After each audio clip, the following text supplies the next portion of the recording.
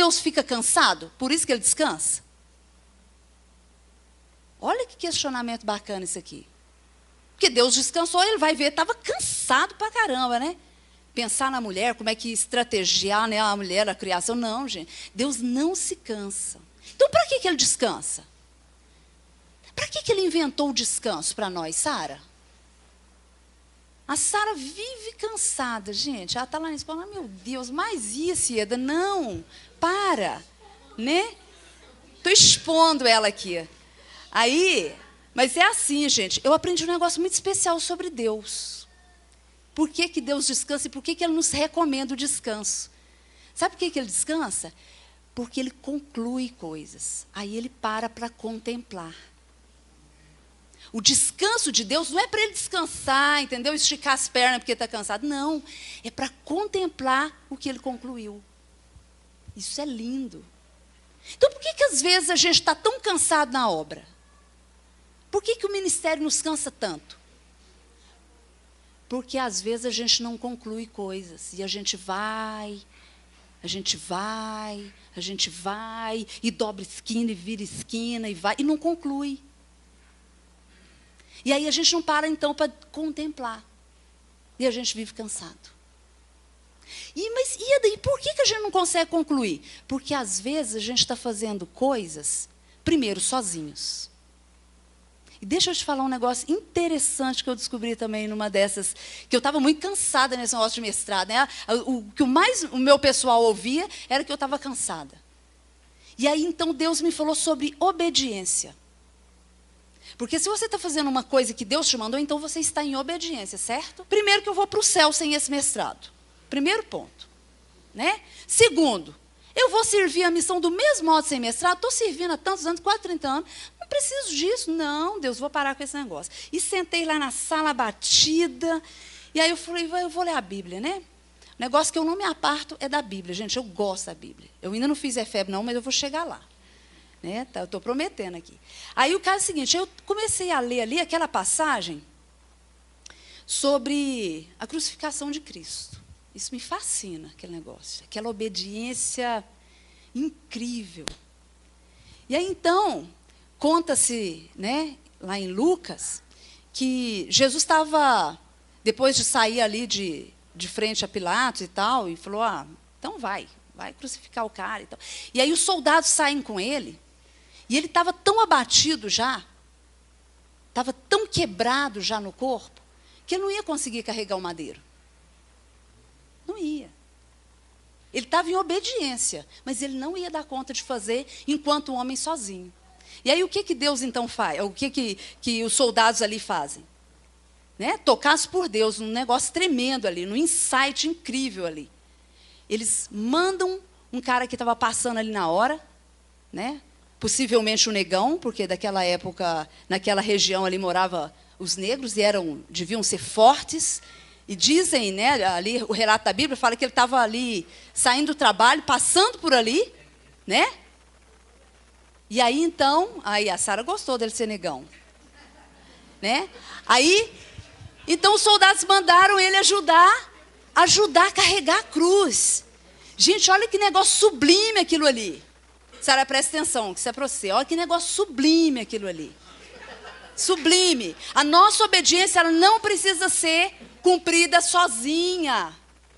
É para a gente obedecer. Viu, João? Para obedecer. Mas não vai ser sozinho, Caio. Não precisa ser sozinho. Na jornada, Deus vai colocando pessoas. Isso é comunidade, gente. E a gente perde esse senso de comunidade, às vezes. Porque a gente está cansado. Porque a gente não conclui. Porque, às vezes, a gente está fazendo coisas que nós não fomos chamados para fazer. Nós estamos, como diz a minha avó, inventando moda. Fica inventando moda não, gente. Tenta ouvir o que Deus está falando para você fazer. Sabe por quê? Porque vai chegar um tempo que você vai concluir. Aí você vai descansar, você vai contemplar, você vai adorar, você vai proclamar o que Deus fez. Deus nos chamou para isso, para proclamar, Olga. Para concluir, obedecer, concluir, descansar nele, proclamar, contemplar. Isso é feito em comunidade. Isso a gente não faz sozinho, não tem graça. E aí o tema da semana, né? desse encontro aqui é ao redor da mesa. E aí eu fiquei pensando alguns elementos cruciais que a gente tem. Deixa eu ver se esse negócio abre aqui. Ao redor da mesa, né? O que a gente... Elementos cruciais para ter ao redor da mesa. E eu quero pensar o seguinte, que nós somos seres integrais, num todo, né? Então, ao redor da mesa, a gente não está somente espiritual. Não, vamos falar no físico primeiro, né? Porque ao redor da mesa, logo a gente pensa na comida, né? E o nosso físico é muito importante. É verdade, às vezes a gente descuida do físico. É ou não é?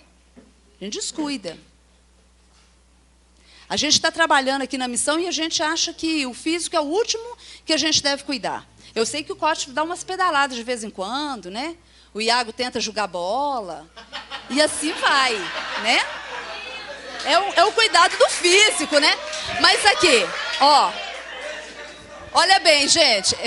Eis que sou o profeta aqui hoje, né? Olha bem. Mas ele não joga bola por causa do físico. Ele fala que é pelo emocional, entendeu? Então tá valendo, tá valendo. Eu jogo muito em quantidade. Então tá valendo, né? Enquanto é pro emocional, ele marca os gols lá emocionalmente. Hoje eu fiz um gol no... Oi? O Jonas? É de garfo, né? Pode ser. Não, mas agora lá tem o time da Andressa, ô Jonas. Você pode entrar no time da Andressa lá, que é sentadinho, joga dama, joga xadrez. Eu até estou desconfiada. Eu estou desconfiada que ela está com o Ministério Las Vegas, abriu um cassino. Cuida, hein? Cuida. Aí ela falou assim, nós estamos alcançando as nações, Las Vegas. Uhum. Então, é isso. Elementos cruciais ao redor da mesa. Físico, gente, muito importante que a nossa fome não seja exacerbada. É interessante, né? Hoje, graças a Deus, eu estava com uma fome danada, aí o Iago mandou eu ir primeiro. Depois eu vi o vulco-vulco ali, né, gente? E aí eu fiquei pensando o seguinte, que às vezes, porque nós estamos com fome, nós nos tornamos muito individualistas e não solidários. Então, ao redor da mesa, me chama muita atenção o ser solidário uns aos outros, né? As nossas disfuncionalidades físicas, elas aparecem muito quando nós estamos com fome. E fome de muita coisa, gente. Muita coisa no nosso físico.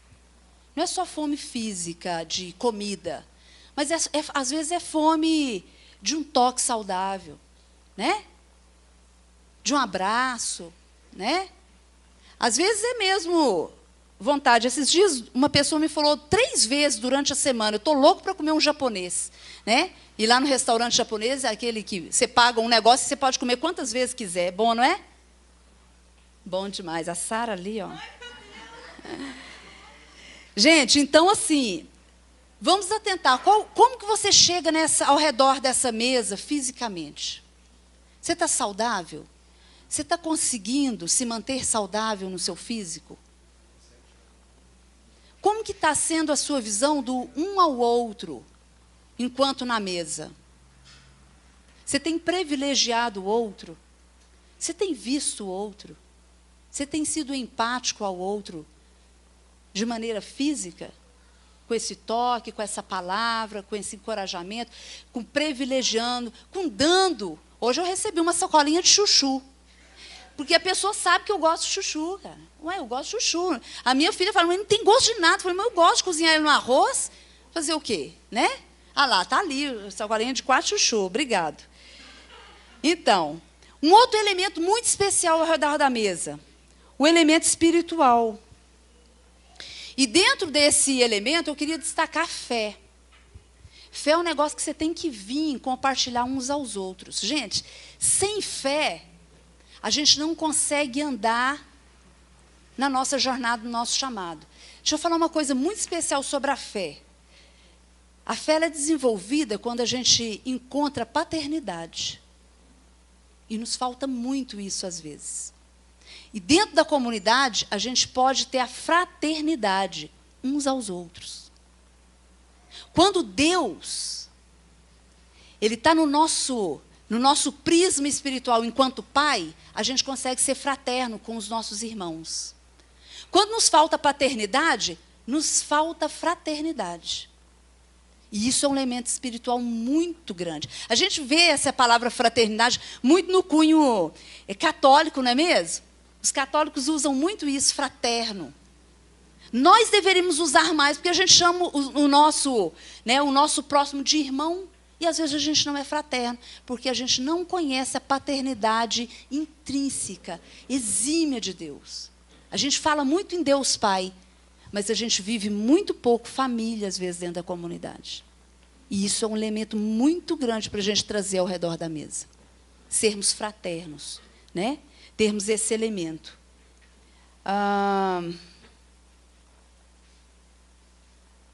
Um outro elemento aqui que eu quero destacar é o emocional. E hoje o Zé falou numa coisa muito interessante aqui, que é a maturidade. Quando nós estamos na comunidade, isso nos ajuda demais a amadurecer. E maturidade, gente, não é envelhecer, né? É muito diferente. A gente sempre fala que a velhice, o tempo, traz algumas coisas, não é mesmo? Cabelo branco, ruga, barriga, né, Jonas? É um negócio. Quando o Jonas era jovem, não era assim. Mas agora, com o tempo passando, né, só Cassimira? Né? Já nasceu barrigudinho, não. Né? Então, o que acontece? Pessoal, maturidade, ela vem numa outra dimensão. Ela vem com trabalho. Enquanto comunidade, uns aos outros nos ajuda a amadurecer demais. Principalmente quando você vê no nosso meio uma criança e você lida com um ancião. Esse trâmite geracional na nossa convivência, isso nos ajuda a amadurecer. A gente lidar com o barulho da criança, a gente lidar com a dificuldade do idoso de subir uma escada, sabe? Do repetir das histórias. Nos exercita até a diminuir a nossa correria. Né? Eu gosto lá daquele texto lá de 1 Coríntios, quando fala sobre a ceia, e fala, não tenha pressa, né, do comer. Aquele negócio é fantástico, porque ele está remetendo ao nosso convívio. Às vezes nós somos muito apressados, até para a bênção, até para receber a bênção. E às vezes a gente não vê que o outro ainda não chegou lá. No aconselhamento a gente vê muito isso. O uns aos outros é querendo enfiar o aconselhamento goela abaixo do cara. Ele não está pronto. Está tudo bem. Talvez você vai sentar com ele e vai abençoar muito mais ele do que puxar ele pelo braço e fazer ele correr na estrada. Ele não está pronto. Os pés dele estão inchados. Senta ali com ele. Ministra. A sua palavra pode ser aquela água fresca que vai desinchar os pés dele.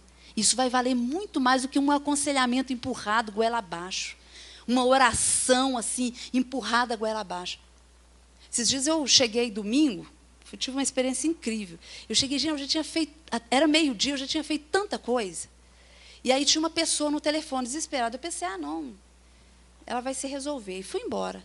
Aí, de repente, eu encontro, estava subindo, o Robson fala, olha, tem uma pessoa muito desesperada ali, talvez seria bom, sei lá. Eu falei, nossa, me pegou. Aí fui lá, gastei 1 hora com a pessoa, ouvindo, chorando com ela, consolando, fazendo ela desacelerar. Talvez, de tudo que eu tenha feito na manhã, aquilo foi o mais poderoso para Deus. Eu tinha feito muita coisa assim, né? Que não podia deixar para outra hora, tinha que levar a gente no aeroporto, traduzir para um, conversar com o outro, levar a chave para o outro, aquele negócio. E ali Deus falou, isso aí que eu quero que você faça, sente com ela. Sentei com ela, aí foi e tal. Talvez seja isso, gente. E aí uns aos outros funciona nessa hora. Quando você desacelera e olha para o outro e vê o outro. Que às vezes a gente está aqui no meio, no coletivo, e está tão individualista que a gente não vê o outro. É um coletivo burro.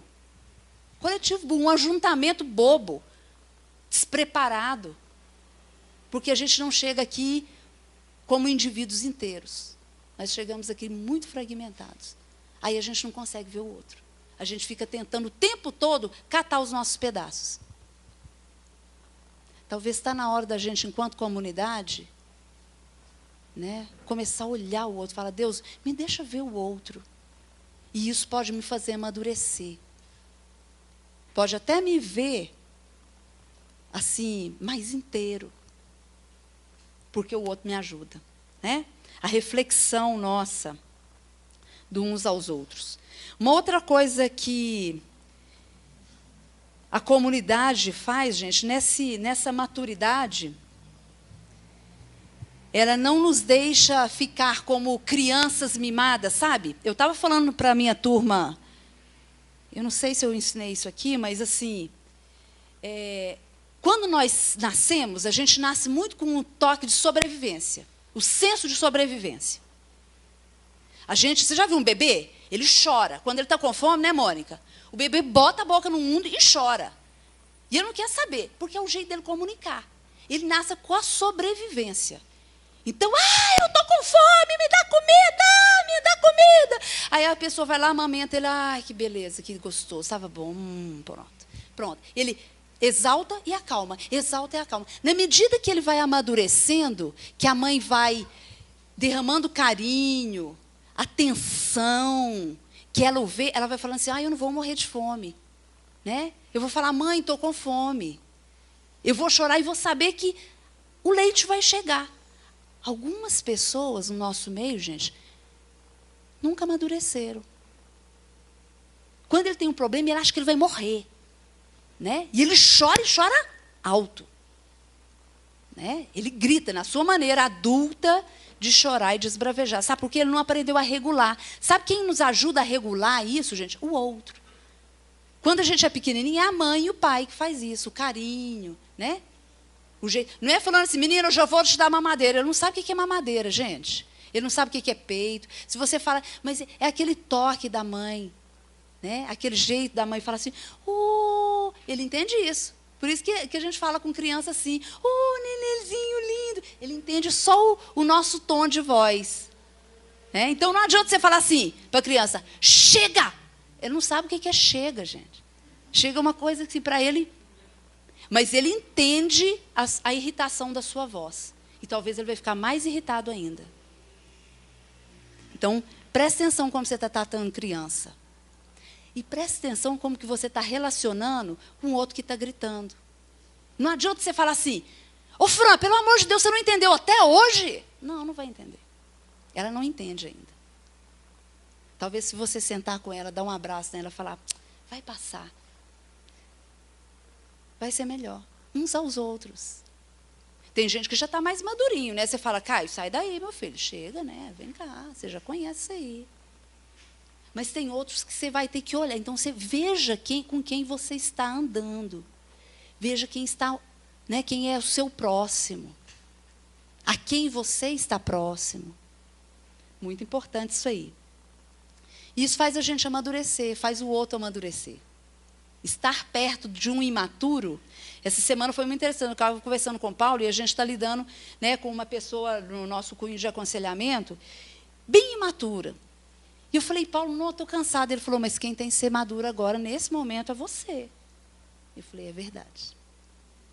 A minha maturidade, onde eu já cresci, eu posso chegar lá e puxar essa pessoa para frente. Se eu me afastar dela, ela vai continuar imatura. E eu, talvez, vou encroar na minha maturidade. Né? Porque eu não quero imaturos perto de mim. Uns aos outros. Muitas vezes a gente vê muito dons na outra pessoa. Aí a gente quer ficar perto. Deixa eu te falar um negócio sobre dom. Dentro da comunidade aqui, a gente tem muito talento. Tem dons para mais de metro aqui. Ver o Iago tocando aqui esse negocinho.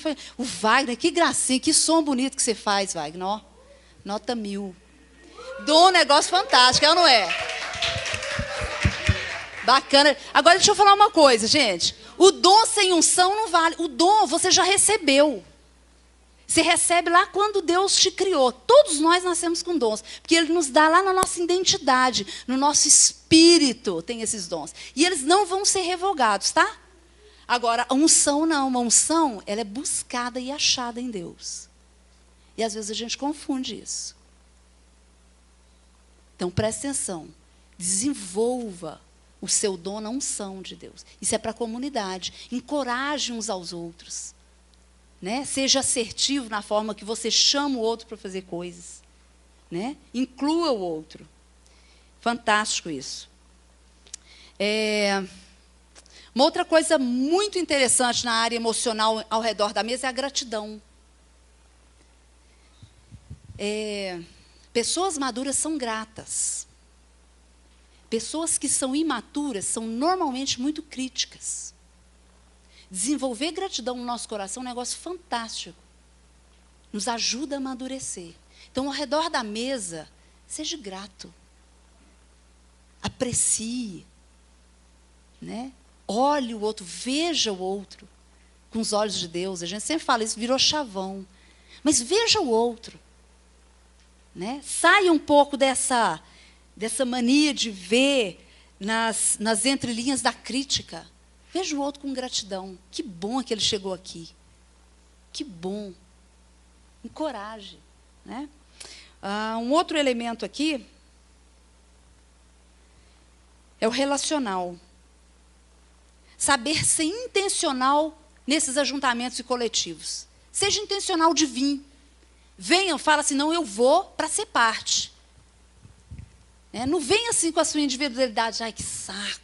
Eu vou lá, mas eu vou ficar lá no meu canto.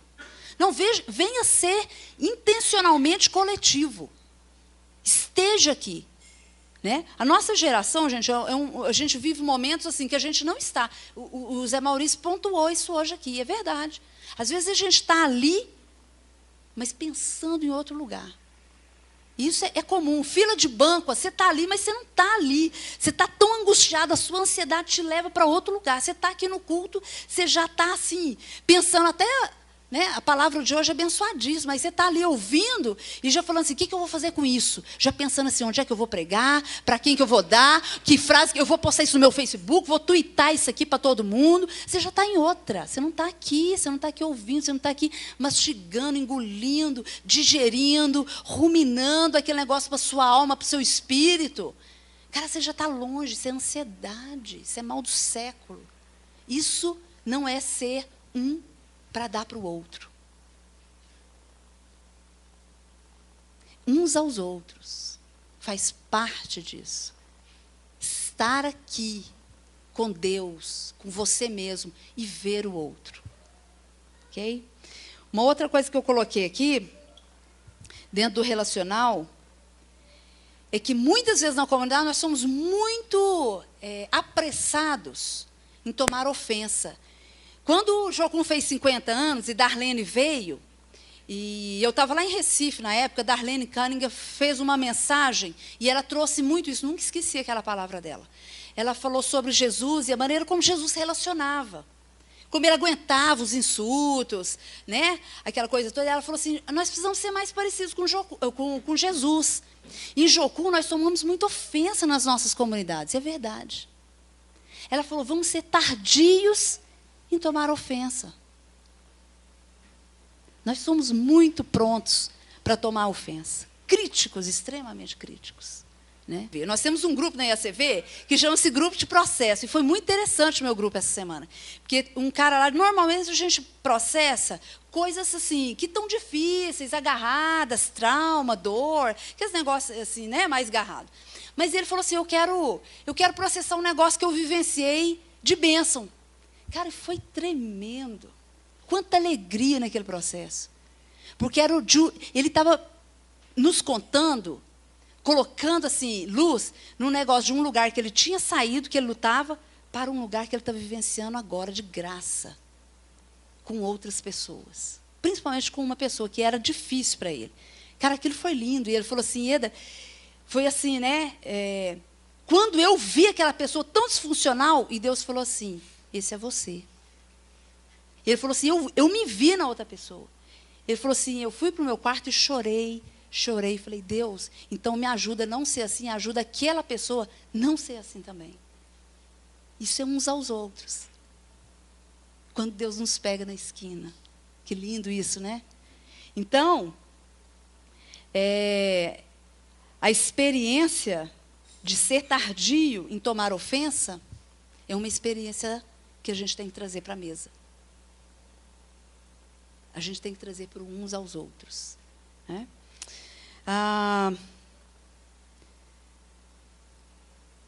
Uma outra coisa aqui é interessantíssimo lá, que eu tinha citado, vivenciar a mesa é saber fazer de maneira, como no verso 33 do capítulo 11 do 2 Coríntios, esperem uns pelos outros.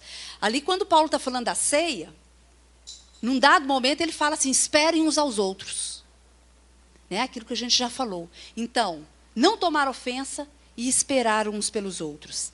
Porque a experiência da mesa nos promove a perceber onde nós estamos quebrados, no corpo. Muito interessante isso aqui, gente. Quando a gente fala que a gente tem dons diferentes, aí remete àquele negócio assim, ó. Você, aqui no corpo, aqui na Jocum, aqui na comunidade de Almirante Tamandaré, funciona como esse membro. Tá? E quando um de nós estamos quebrados, e a gente se percebe enquanto corpo, vai doer. Quando você tem um ossinho quebrado, a Márcia teve um deslocamento de dedinho, gente. É mínimo, dedo mínimo. Rapaz, a mulher complicou. Ela falou, está doendo. Está doendo, ficou torto porque ela não consertou. Ficou torto, gente, olha lá. Não conserta mais, vai ter que quebrar de novo. Alguns membros da nossa comunidade, às vezes, é desse jeito. É ou não é? É complicado. Está vendo? Misericórdia. Se a gente não cuida, fica atrofiado. No nosso meio, nosso. Nosso, cara. Deixa eu falar de novo essa palavra. Nosso. Não pode, gente. Tem que cuidar. Então, a gente tem que perceber a dor do outro. O que está doendo na nossa comunidade hoje? Será que é a Bambam?